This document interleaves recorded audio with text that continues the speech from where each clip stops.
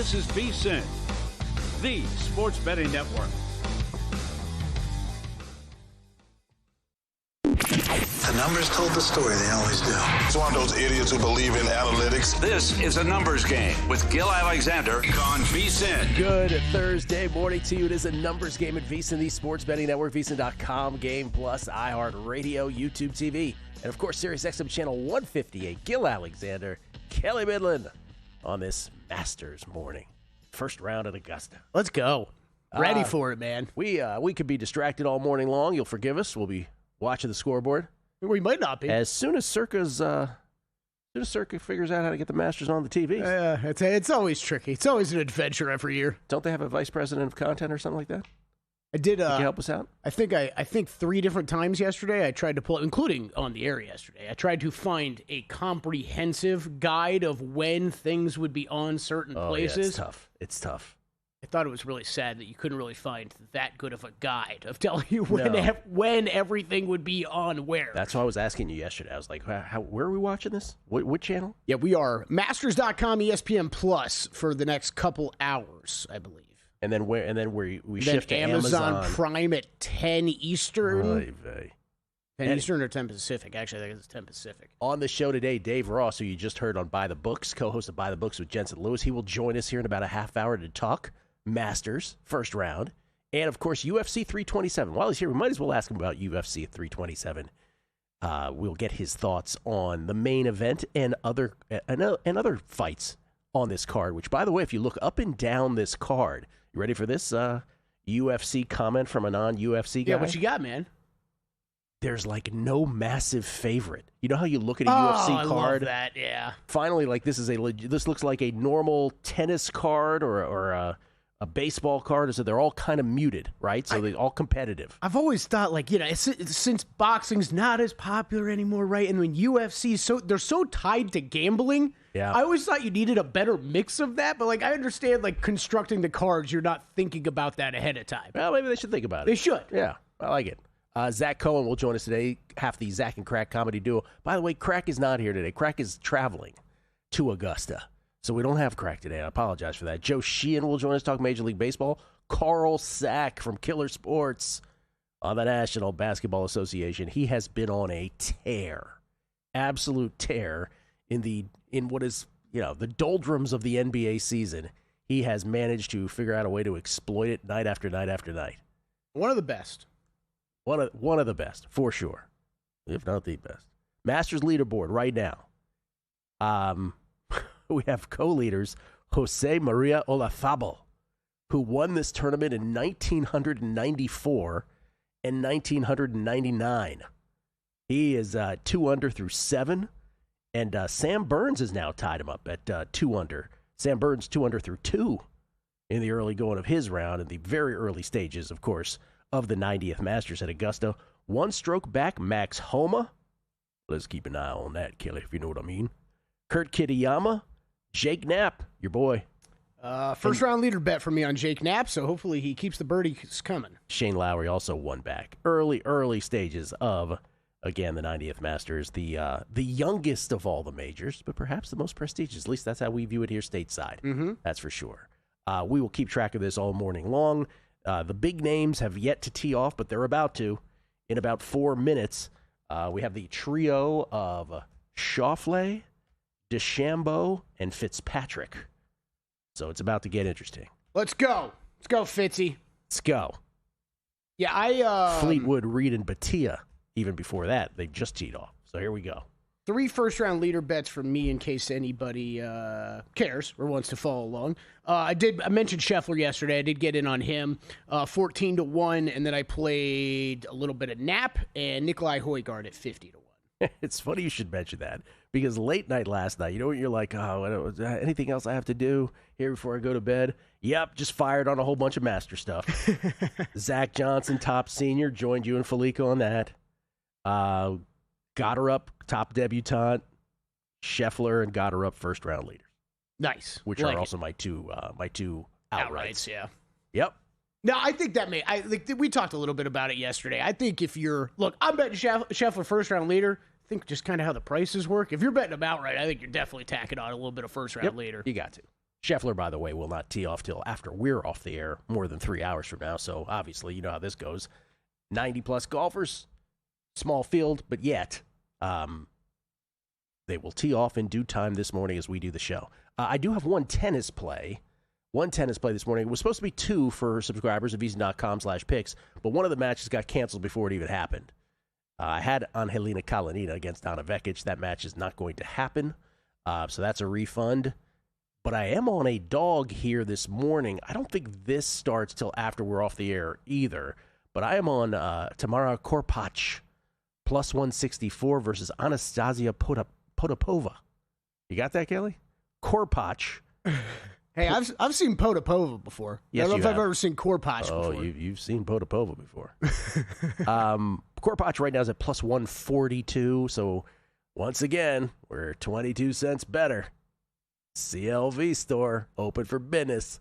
Don't let it get any lower than plus 135. But right now, you can still play it. But again, it pays to be a subscriber, plus 164 last night. You know how sometimes we look at names, and in the USA, we look at names sometimes. You'd be like, how did you give this person this first name with this last name?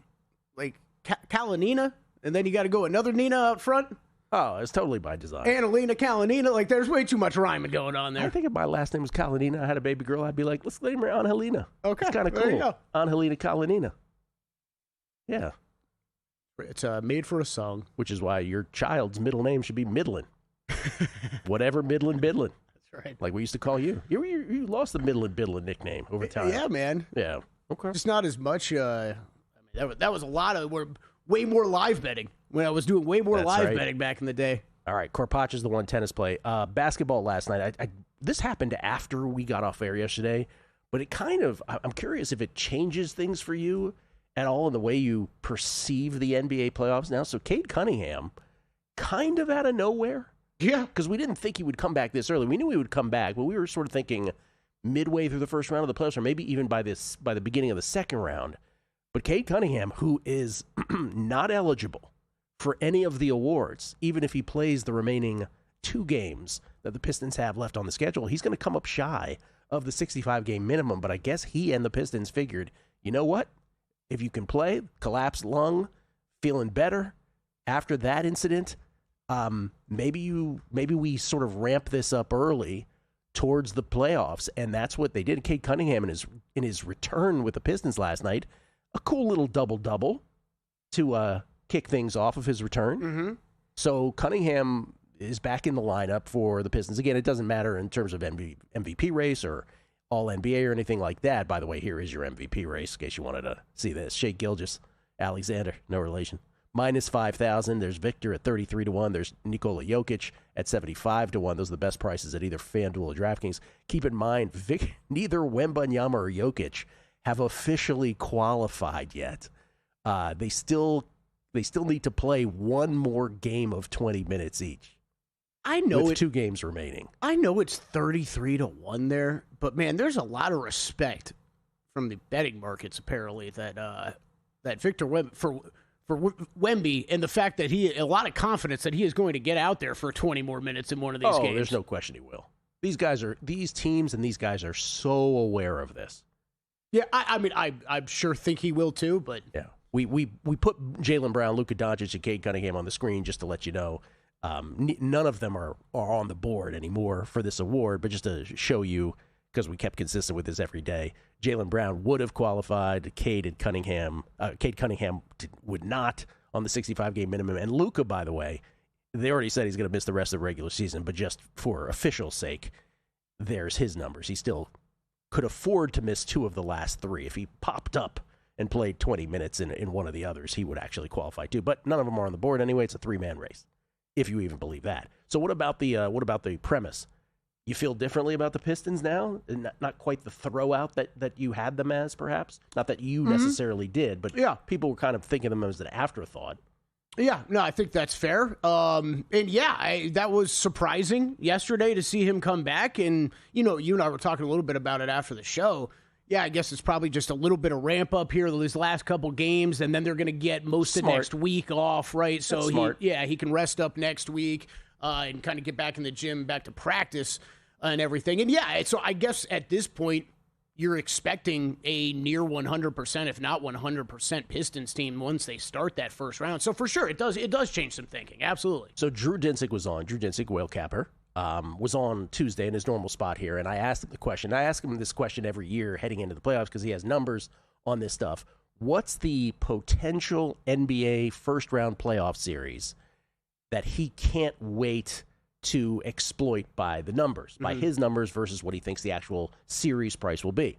He immediately, his first response was, well, not so much exploit as, do I dare do this, was his first response. And I thought he'd come up with an Eastern Conference series. He came up with 2 Western Conference series, if you recall. Yep. One was the 7-seed Suns against the 2-seed Spurs, which immediately he said, I don't know, even the Suns don't really match up well with the Spurs, but my numbers would say play the Suns. Right. And the other one was a 6-seeded T-Wolves against a 3-seeded Nuggets, which is where the Nuggets are now. What would be your answer to that question? Oh, man. Because for me, it wouldn't be those two. No, it would not be those two. Well, give me the question again, because I want to comment on Drew's, too. We'll go, okay. I'm kind of laughing. We'll save this for the matchups are terrible. He's absolutely right. I think the matchups are awful. Well, that's why he quickly corrected the I said, which would you can't wait to exploit. He was like, well, my numbers would say that, but me, human being wise, I don't know if I have the onions. And then look, he commented on the Pistons a little bit too. I think a little unfair even. I know it was just 48 hours ago, but we don't know what's going on with Anthony Edwards, and now Cade's back. Yes. So I think that would affect things. But people have often looked to Minnesota when they faced Denver over the past few years, and I understand. It's also where did the Hornets land? Mm-hmm. Because if it's 7, that's a big fact. Because if it's 7 against the 2 Celtics, not so much. Coming back, we'll continue this next. Who's your friend? Oh, this is AI sports betting bot 3000. Watch this. Hello, bet $100 on Chicago. Great idea. Too bad Chicago's not playing. You just passed the test. Put it on New York. You know their goalie just got injured. No. Automated bet tracking, community data-driven insight. Download the app free and bet smarter with Juice Reel. Good robot. This is VSiN, a network of sports betting analysts, writers, hosts, and handicappers, all here to help you become a more confident bettor. We broadcast live every day from Las Vegas, the sports betting capital of the world, and from studios across the country, giving you insight from every angle of the action. Take VSiN with you wherever you go with the VSiN Watch app, or catch us on streaming platforms and regional sports networks. You can also listen live on SiriusXM channel 158 and on radio stations nationwide. Check out VSiN.com as well for betting tools, exclusive betting splits, AI-powered player prop projections from Opta, pro picks for every game, plus in-depth betting guides and articles built to give you an edge. From sharp betting analysis and daily best bets to insider interviews and expert breakdowns, VSiN is your trusted source for everything happening in the world of sports betting. See everything we have to offer at VSiN.com and become part of the Sports Betting Network. Coming up on the next edition of Follow the Money, the Masters is here. Live leaderboard updates, in-play, in-round wagering. Greg Wyshynski from ESPN to talk NHL. Another coach whacked right before the end of the season. The Meat Man, Steve Wiss, joins us to talk soccer and Premier League and relegation battle. Follow the Money, 4 to 7 Eastern on VSiN, the Sports Betting Network, SiriusXM Channel 158. Hello, Masters.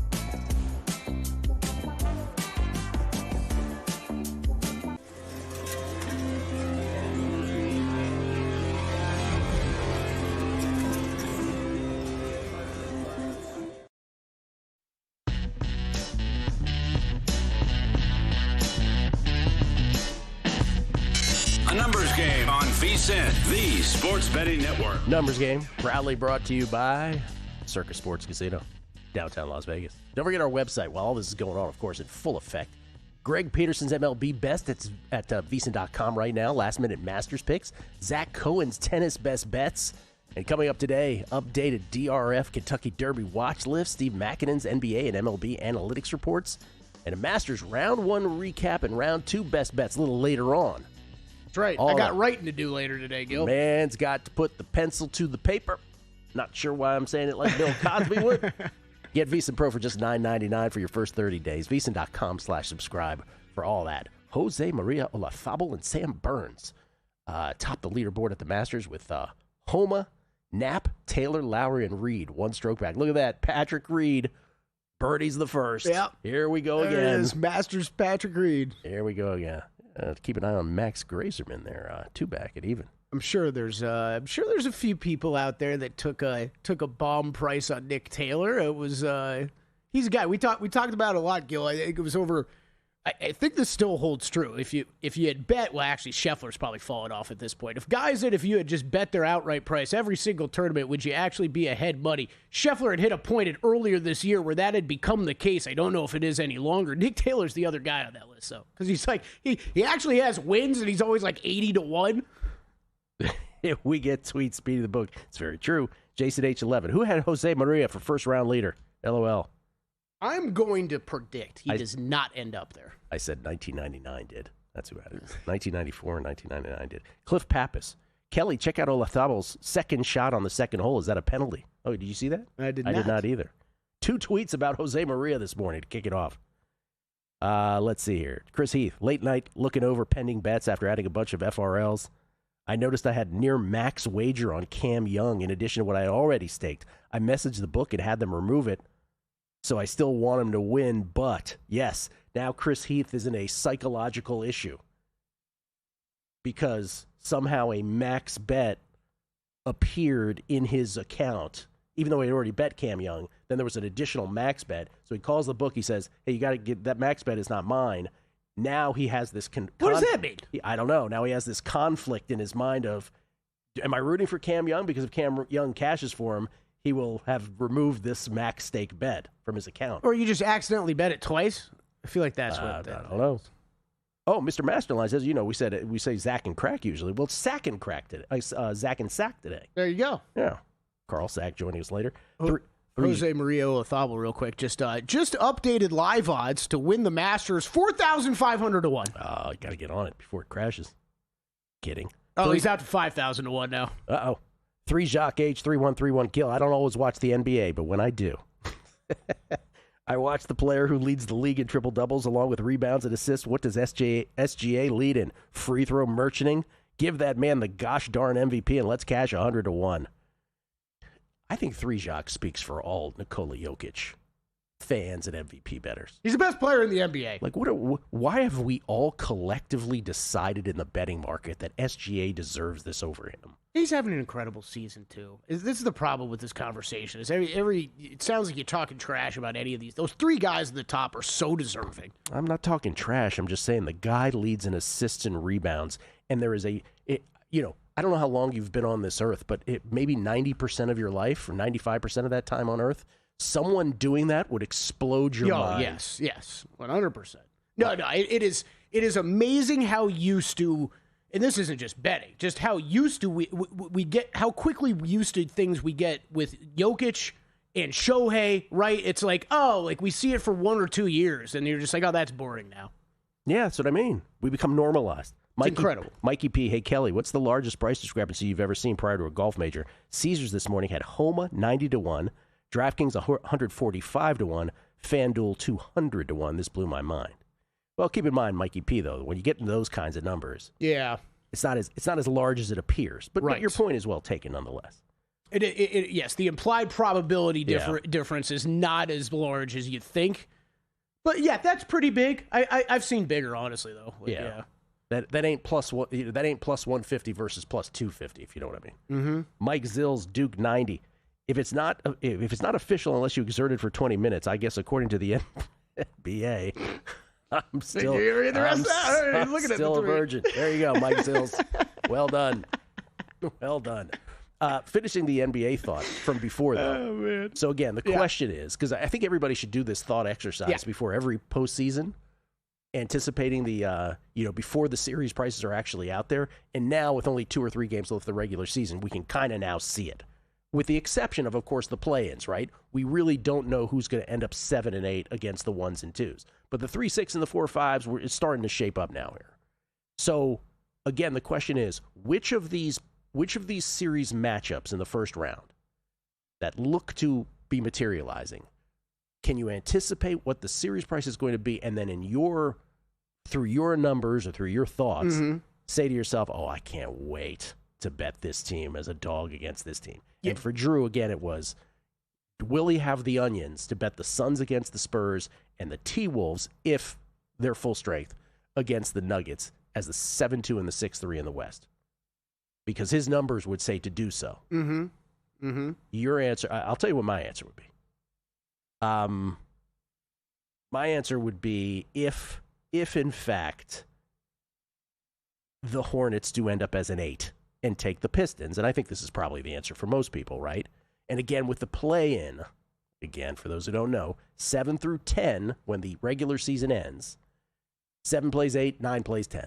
Winner of 7-8 becomes the 7 in the playoffs themselves. They go from the play-in to the playoffs.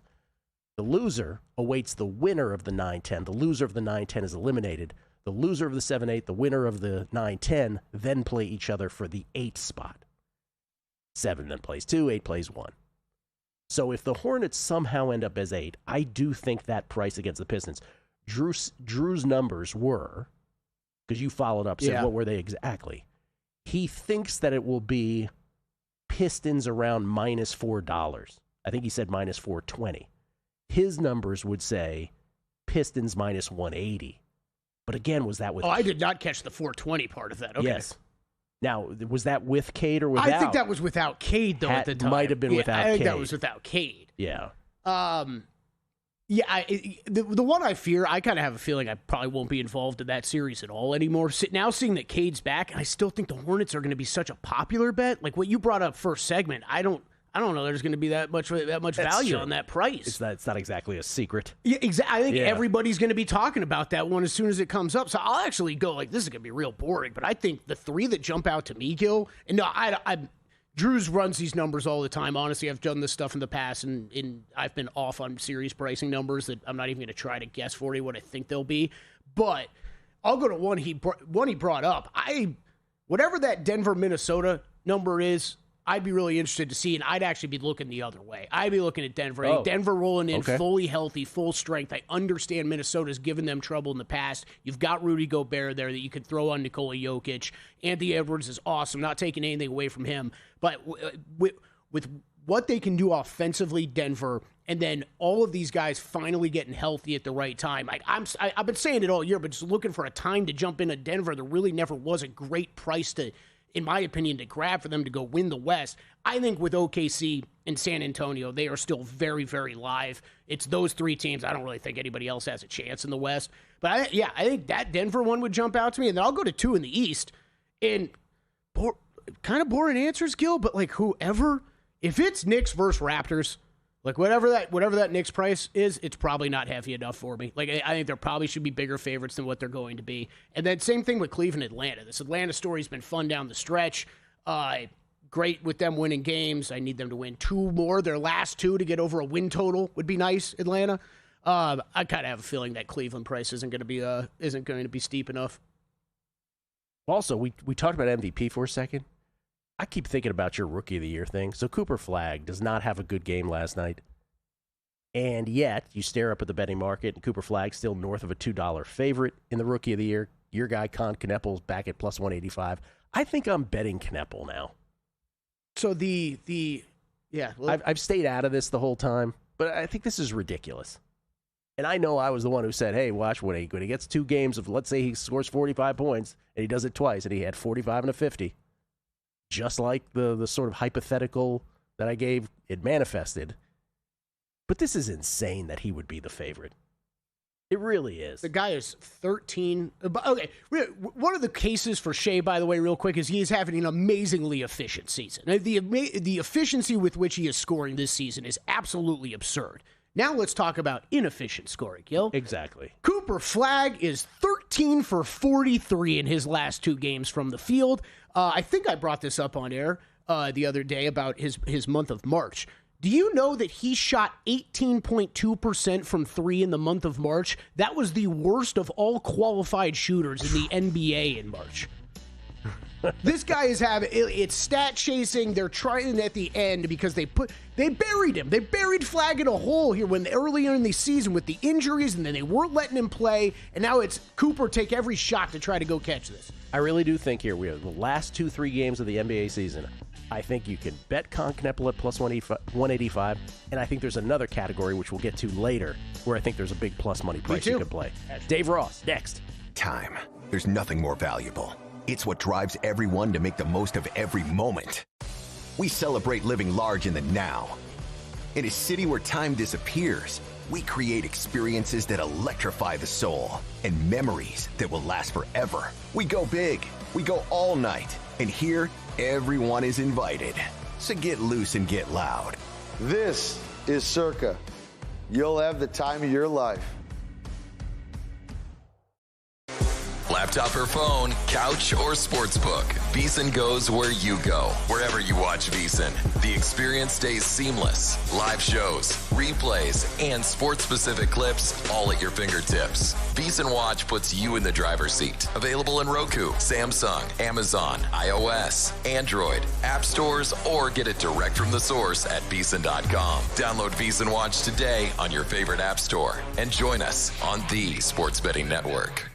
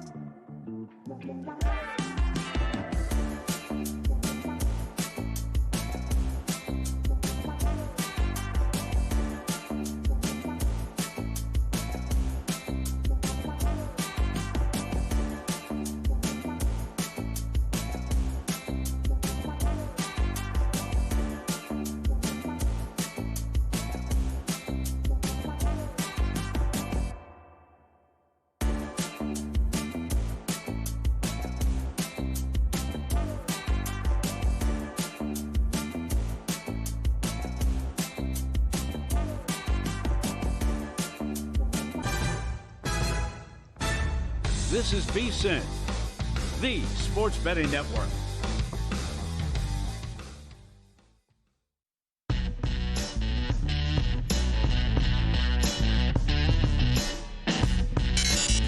Game on VSiN, the sports betting network. Back on a numbers game, live from Circle Resort Casino, downtown Las Vegas. Gil Alexander, my little buddy Kelly Midland, losing weight before our eyes. Soak it in, ladies. Masters leaderboard. Early going. We have a three-way tie at the top of the leaderboard. Jose Maria Olazabal, hanging tough. I believe that was what the New Kids on the Block song was about. This moment? Yes, it was. Jose Exactly. Maria Olazabal, two under through 8. 2 under par through 8 holes, tied with Sam Burns and Shane Lowry. Burns 2 under through 4, Lowry 2 under through 2. Birdie. One back-backs Homa, Kurt Kitayama, Nick Taylor, Ryan Gerard, Dustin Johnson. Hey, remember that guy? And Patrick Reed, who birdied the first hole. Let's go the other way. It's always fun to look the other side of things early at the Masters. I'll tell you, I considered a lot of Ryan Fox bets, and I think I used him in our tiers contest. Oh, did you? 5 over par through 7 for him, but not worst out there. Carlos Ortiz, 7 over through 9, and Aldrich Potgieter, 8 over through 8, who I know he ended up on some betting cards this week. You had Ryan Fox in our thing yesterday? I think I did. No, I did not. Danny Okay, told me you did. I was like, that doesn't I was sound... considered him. I definitely considered him. Danny, Considered him in many bets. Danny, I had the same reaction. I'm like, no, you didn't. You got my hopes up. I had to go. 8-stroke penalty. You were about to get an 8-stroke penalty. I was like, no, you didn't have Ryan. I had to go check my bets. I was like, I looked at plenty of matchups with him. Wasn't Nico Echeverria like top? Oh, yeah, he's worth bringing up too. Yeah, there was he's top South American. Mm-hmm. He's 3 over through 5. That hasn't started well. And Angel Cabrera, there was one moment this morning where Jose Maria Olazabal was in first and Angel Cabrera was in second. And I screenshotted it because I'm like, this is amazing. Because you had the 94 and 99 Masters winner with the 2009 Masters winner, 1-2. And then Cabrera. Bogey, last I saw. I also have no idea, honestly, I'm just thinking about this because I don't think I've ever run into this before. I don't know how they grade something like top South American if everybody misses the cut. I don't know if it's best score at that point or not. Ladies and gentlemen, Patrick Reed has just eagled 2. Woo! He is 3 under through 2. Danny's clapping in my face. Dave Ross. We got to bring in Dave Ross, co-host to Buy the Books with Jensen Lewis each and every morning that precedes us here, courtesy of the Progressive Guest Line, wearing his green jacket, just laughing like a villain. Look at him. You have Patrick Reed, Dave? Oh. I have a little first-round leader ticket on Patrick Reed. Let's go, boys! I mean, you know it's not going to last, but what fun it is through 2. It's only 16 holes to get through, Dave. So far, so good, though. 3 under through 2 is a good start, though, yeah? Yeah, it's pretty good. Just give me the money now, boys. This thing's over. Yeah, right. Birdie, eagle. But again, with Augusta, we always say this, though, right? What's the most inherent tenet of success at Augusta is you have to score on the par 5s. And eagle, yeah, you do. Eagle number 2, and Patrick Reed has a 1-stroke lead over the field right now. There you go. Dave Ross, the happiest. Look at that. Has he ever been happier than this moment right here? Look at this guy. Maybe look, Gil, yes. I blame Kelly Bidwin for this because Kelly and I were doing shows together years ago with our buddy Amal Shaw, and he got me hooked on first-round leader bets. And it is like a sports drug that I can never wean myself off of. I love to bet these. They are so hard to hit. I really do feel like you're chasing the Holy Grail each and every week. But Kelly's really good at it, so I've tailed him in years past. And I felt like, the former champions, we're joking about Jose Maria Olazabal and Angel Cabrera up there early. Those guys have green jackets. Patty Reed's got one, too. There is something to knowing this place. And, Kelly, I have a ticket on Aldrich Potgieter to make the cut. I'm just burning that right now for the debutante there. That's the point, right? That we always think, oh, how much do you really need to know the golf course? More than I anticipated here because I can burn that ticket today. Yeah, Potgieter, he's going to be long off the tee. He's been struggling a little bit more this year. And, yeah, Masters is Augusta not exactly the best place to find your game. Hey, Gil, know I always bring up the example of Will selling me on that Rutgers Big Ten tournament ticket like in 2 seconds. That was me and Dave Ross, like when he saw me hit one first-round leader bet. He was like, this is the greatest thing ever. I'm betting these every week from now on. I love this thing. Dave was like, sold. Sold every week. Yeah. In every week. Let me just throw out the Patrick Reed stat again. Since he won the tournament in 2018, Patrick Reed winning the Masters in 2018, remember, was Tiger, his 5th green jacket the year after. But since the year that Patrick Reed won, so not including the year he won, he has the 4th best strokes gained in this tournament since then. Mm-hmm. And here he is again, just Only 2 holes. Looking so good. So there you go. Guys, those are my 3 outrights that I played. Were the Big Swede. Kelly knows my infatuation here with Ludwig Åberg and the swing. I don't know how he doesn't win every week on tour. Patty Reed at 43-1. And I took a flyer on a number on Brooks Koepka at 66-1. The guy's come up runner-up here. So, again, we're talking about that course history. Ludwig's had 2 really strong finishes in his 3 attempts at Augusta. Patrick's already won, and Brooks is knocking on the door. That's why I played those 3, limited my card for outrights to those 3. I will add on if need be here as the weekend goes. But I like the position just with course knowledge with those 3 guys. And so far, so good for Patty Reed. Dave Ross, co-host of By the Books. You can follow Dave on Twitter at DRossSports. They've let him back on that service. So he's I was banned for golf, Gil. Yeah, I was going to say, let's see if he makes it through this weekend. Imagine you were banned for golf of all things. That's hilarious. Of all things. It was the golf that they drew the line on. That's right. It's like an Al Capone situation where you can't cheat on your taxes, buddy. You're out of here. This is also get him for income tax evasion. To defend Dave, I've also been booted off Instagram from the PGA Tour as well, and I don't understand it because now we're doing long shots clips with PGA Tour video and stuff. I don't understand it all. I don't understand. It's terrible. They are ruthless. They do not want us to promote their sports, boys. It is the wildest thing. I don't get it at all. So dumb. It's like Prince.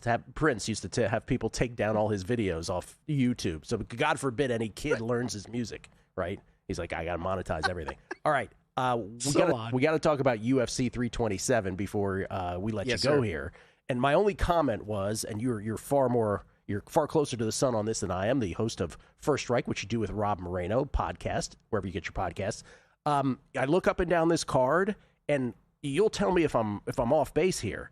There is not a single. Well, actually, I see one favorite of north of $2, maybe 2 out of a board of double-digit amount of fights. Yep. We ever see that? Is that normal? No, it's not normal. It's a very astute observation, actually, Gil, because normally you see a $4 or $5 betting favorite on a card, 8, 9, and sometimes those guys end up being, or women, end up being parlay busters. So you really don't have that component to this card. It really is a good card. You guys hear me say that all the time here, but as Rob and I were breaking it down yesterday on First Strike, top to bottom, it's really good. One of those big favorites that you're talking about is Kelvin Gastelum, by the way, in the prelims against Vicente Luque. And I know Rob's numbers. We had Reed Kuhn on this morning here. He's really the godfather of analytics when it comes to MMA. I love picking Reed's brain, too. Kind of looks towards Vicente Luque as one of those big dogs that could cash there, the wrestler versus the striker here in Gastelum. For that reason, Gil, I think you can find some value in some of these, even laying small price points with some of these favorites. I know that the models really like, say, a guy, you can look at Mateus Gamrot in a fight that's coming up here where he is the wrestler against the striker. And I do look to the Gamrot side here, laying a bigger price point, starting to get a little bit out of whack there on the Gamrot side. But this is the type of card that I'm not going to be shy about laying $1.60, $1.70 on some of these smaller favorites. It traditionally would be $2, $3 betting favorites. In the main event, guys, I will tell you right now, I am Yuri Prochazka is my favorite fighter to watch in the world. Yes, me too. What happened, Dave? What is this number? It's crazy because all the money's coming in on Åberg.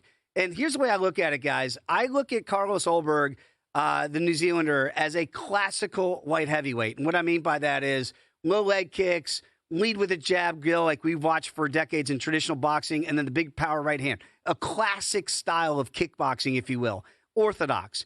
Against maybe the most unorthodox fighter you'll ever see inside of an octagon at north of 205 pounds. And that's why I like the Prochazka side. It doesn't scare me off that the numbers go towards Åberg, the money's going towards Åberg. I think Carlos is going to look in there after the first 5 minutes. If he doesn't get Prochazka out of there and going, what am I doing inside this octagon with this crazy man across from me? Flying knees, spinning elbows. You don't know what's coming from the Prochazka side. The total is sitting at 2.5. The longer the fight goes, the longer it favors Yuri Prochazka with more ways to win. If you like the Åberg side, I'd look to the under. If you like the Prochazka side, maybe wait, because in live wagering here, he's normally down after the first round, and then he just gets better as the fight goes on. Main card, a main event, 5 rounds potentially here. Give me the Prochazka side to survive 5 minutes and then start to pick apart and eventually take out Carlos Åberg. I like it. You also have Johnny Walker against Dominic Reyes. That's also on the main card. And in a prelim, Tatiana Suarez over Lupita Godinez.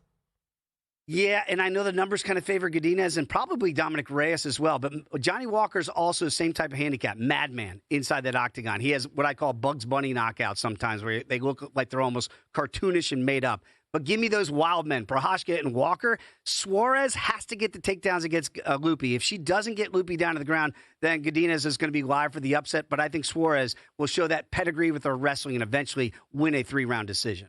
Dave, appreciate it very much. Enjoy Patrick Reed's run to the first-round leader. Let's get it home, boys. One time, Kelly Bidlin. Give me that first-round leader. One time. That's all he's asking. Only 16 holes to go. Dave Ross, everybody, at D Ross Sports, the host, co-host with Jensen Lewis and By the Books each and every morning here on the network. Thank you, Dave. Appreciate it. Thank you, boys. Love your show. We'll come back. Thank you. Love yours. We'll come back. Another NBA award market where I think a plus price is ready to pop.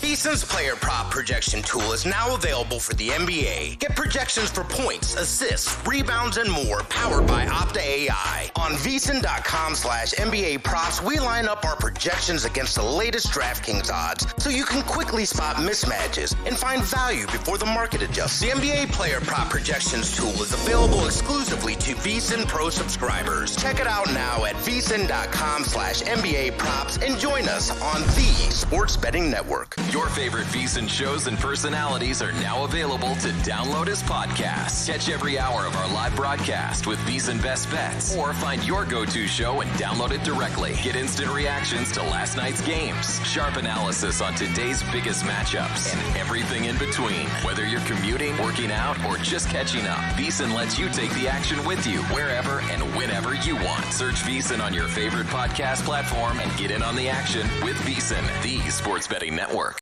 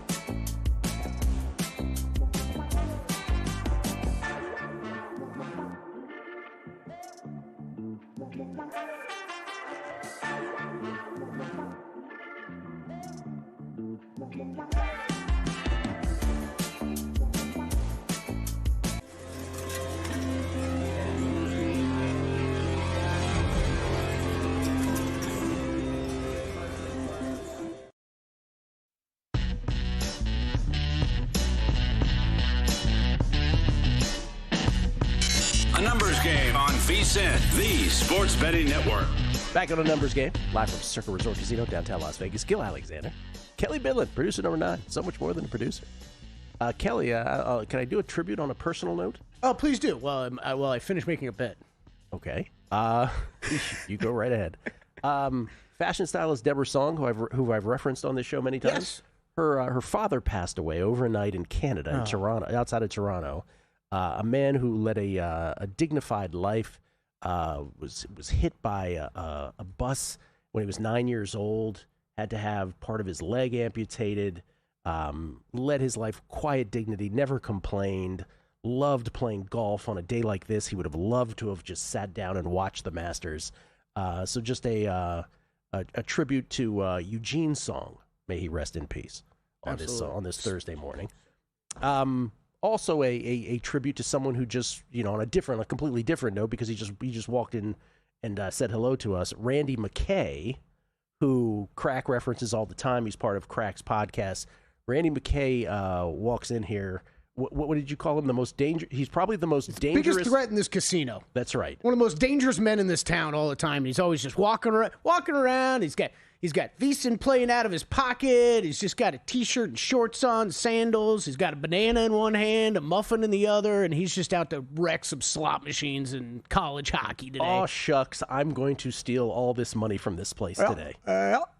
Could we share his hockey play with everybody? Should we do that? I think so. He's got it locked in already. He is on, he said, Denver plus 110 or better. Mm-hmm. Denver plus 110 or better in college hockey. Frozen 4 tonight against Michigan. He's on his way to a tailgate right now. I mean, also, there is, if I haven't said this story enough, or you haven't heard this story enough on air at VSiN, I'm going to say it again because it's still one of the most amazing stories to me of gamblers that we know in this town. That man has taken... Okay, this is always where the fish gets bigger every time you tell the story, you know what I mean? Yeah. It's like double-digit cars off of one casino. Legitimately, and by the way, not like 10. I think it's like 15. Yeah, I think I said that once, and he texted me, and he was like, yeah, Kelly, you've gone a little too far with this.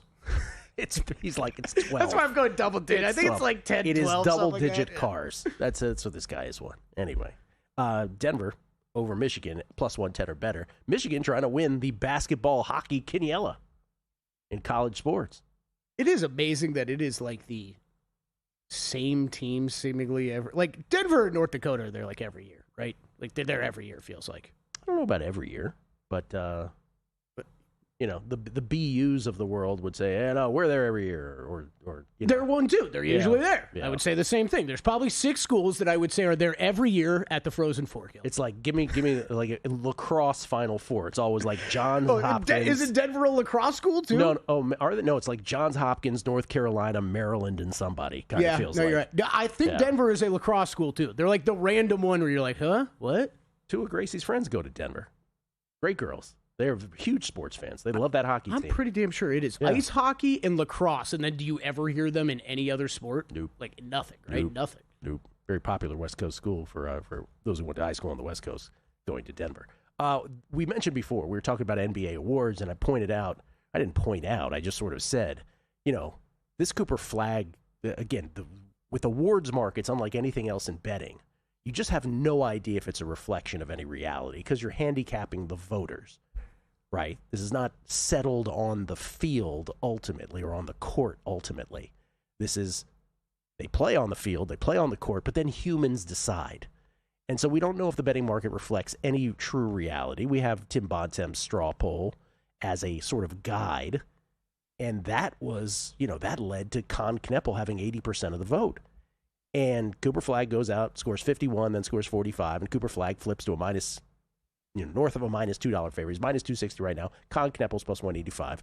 I think I'm going to bet Con Kneppel. I just do not buy that this market reflects reality. Kneppel setting all kinds of records. I'm with you. Yeah. I'm going to bet Con Kneppel. There is one other market where I think I'm going to bet. Any ideas? Because we've talked about this one too. Coach of the year? Coach of the year. Coach of the year, where J.B. Bickerstaff of the Pistons has been the favorite throughout and remains the favorite, by the way. Mm-hmm. And then there's Joe Mazzulla, who sits there at north of $2. Plus 230, plus 250, shop around. It's dancing all around that area. And I just feel like the Jason Tatum narrative, meaning that the Celtics remained not only afloat, but really, really good without Jason Tatum. We're showing Joe Mazzulla at plus 240.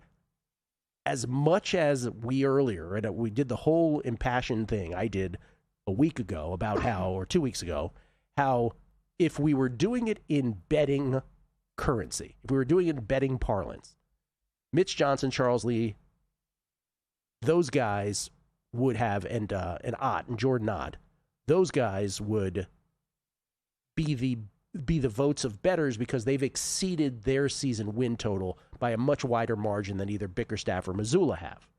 But I don't think voters will go to that.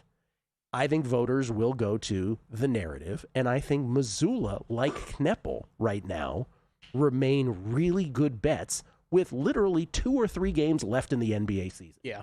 No, I think you're absolutely right.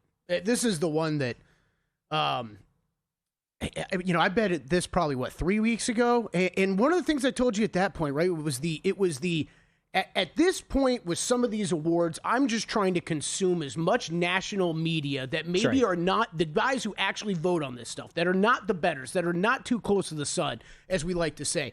And it's just everybody I've heard talk about Coach of the Year. If they don't say Mazzulla is their guy, it's always like, well, Bickerstaff is probably going to win. He's had a really good season. But I think people forget about what Joe Mazzulla has done this year with no Jason Tatum. And it's like, all right, like... Didn't Chris Mannix just come out and say he's going to vote for Mazzulla? So. Yeah, and I've heard others that have already said they're voting for him. So, yeah, I'm absolutely with you. I think if I had to make one awards bet right now, it would actually be that. Yeah, to me, it's Kneppel and Mazzulla. Now, this third category is I'm not willing to put in that same I'm not going to fire a bet on this. And it's ironic because this is the one that I have thought about betting the most throughout the year, which is most improved. I never got around to making a Danny Avdija bet. Zach was on. Zach's about to join us here coming up on the show also. He last week was stumping for the Danny Avdija bet in most improved. Nickeil Alexander-Walker is a minus 1,500 favorite now. Do you believe in the same vein as Kneppel and Mazzulla that this market reflects some fantasy land also and that there's actually a bet to be made on either Duren or Avdija? You know what, Gil? No. I think that I bet Duren. I bet Duren a few weeks ago, same thing. It's like It was like my Yankees division bet last summer. I think I bet him at the worst possible time. Like I bet him because I was like, okay, this is moving towards Duren. All the love is, and it was. I think this is an example of an award where it's been tight all year. And look, we have so many great NBA players and guys that make these jumps. It's usually my favorite market to bet every year. And Nickeil Alexander-Walker, I think rightfully so, has stolen this award over the past few weeks. He is one of the biggest reasons we have seen this Hawks surge since the All-Star break, and he's putting up big-time numbers for not really a guy that has that history of an massive offensive game. And you know what the other thing is about Nickeil Alexander-Walker winning this award is there's a lot of people, and I understand this argument. I've been able to make some money off it in the past, so I don't really care, but like there are people that don't like the cases of the second year or third year guy or third or fourth year guy kind of making that leap when you kind of think he's going to make that leap. Nickeil Alexander-Walker is a more traditional example of a guy who's been in the league for a little while now and is making a big leap in 1 year from what was expected from him even coming over from Minnesota. Doesn't Avdija fit that bill too though? No, he's more of the classic 3-4 year player who has gotten better but makes the big jump. So is Duren. So is Jalen Johnson. Still a huge leap though. It's a huge leap. Yeah. It's a huge leap. Yeah, I'm with you. I really want to, believe me. Every instinct I've had all season long was to make this bet, and I just never got around to it. And now at the very end, I'm thinking about it again, and I just can't get there in the same way that I can with Kneppel and Mazzulla, who I think I'm absolutely betting. Yeah, I cannot blame you at all. Yeah, on both of them. And this again with 2-3 games left of the regular season, where you can get still a nice plus price, even though it's not the sexiest price in the world. It's still you'll take money like that. Plus prices if those cash, sure. I mean, look, Nickeil Alexander-Walker from 9.4 points per game last year with Minnesota, a crucial piece of their rotational piece for their team, up to 20.9 points per game. Yes, he's getting more shots. Yes, he's getting more minutes, which is something that I will criticize sometimes with these cases. His 3-point percentage is better. His overall field goal percentage is better. It's an amazing case of what he's done the past few weeks. I think it's incredible, and I think he has stolen this award. And good on anybody who made bets early. Remember we got that tweet yesterday? Yeah. I don't know who brought him up at 70-1 in December on the show. Remember he was minus 115 like a minute ago. Yeah. Oh, yeah. Seriously. That's amazing. Patrick Reed, 1-stroke lead over Jose Maria